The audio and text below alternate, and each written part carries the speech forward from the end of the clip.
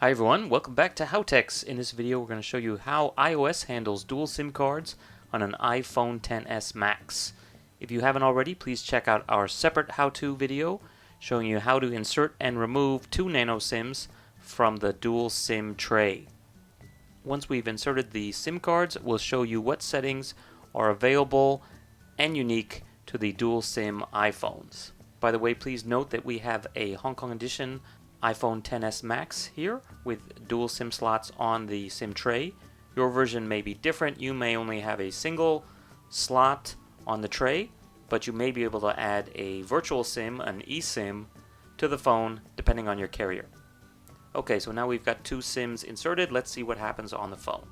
So here you can see actually my SIM cards are showing up. It's found the first one.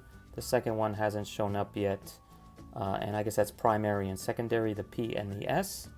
So perhaps if we wait a little bit longer, it'll show up. Oh, and there it is. Now we have our first card on the PCCW network and our second card on the China Mobile Hong Kong network. So I guess the data will come through the primary and the phone can come from either one of them. And you can also see when both networks are connected, you actually get kind of a double strength bar. So the main one and then the secondary one's also showing 4 very small dots, and that corresponds to the signal strength here. Okay, so now that we've got the phone turned on and the SIM cards in, let's go to the settings. So if you go to mobile data, which should now be active, you can see that you have both data plans showing up and both phone numbers. So I'm gonna have to gray out my phone numbers so you guys don't call me, but basically you can see that you can select each one, and you can set the name, so you can call it like Hong Kong number and China number, etc. And you can see your network and your phone number, etc. And you have separate choices now for enabling 4G or for data only, for voice and data, or for off. And you can do it the same thing for the secondary one. You can also decide if you want the mobile data to come from card 1 or card 2, which is great because maybe I have a secondary plan that I use just for data, but my main phone number is on my primary plan, which is actually the case for me.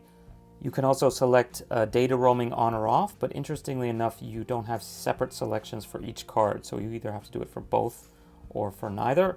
That seems a little strange. I'm sure they might change that in the future because that's probably something that I would want to be able to control. Very cool. Let's also check how that is handled for the phone settings as well. So let's go back to settings and then go down to phone. You also have a lot of options in here, such as showing my caller ID. You can turn it on or off for each SIM card individually. Same thing for call waiting, call forwarding, etc. So even Wi-Fi calling, you can select whether you want it to apply to both numbers or not. That's pretty cool.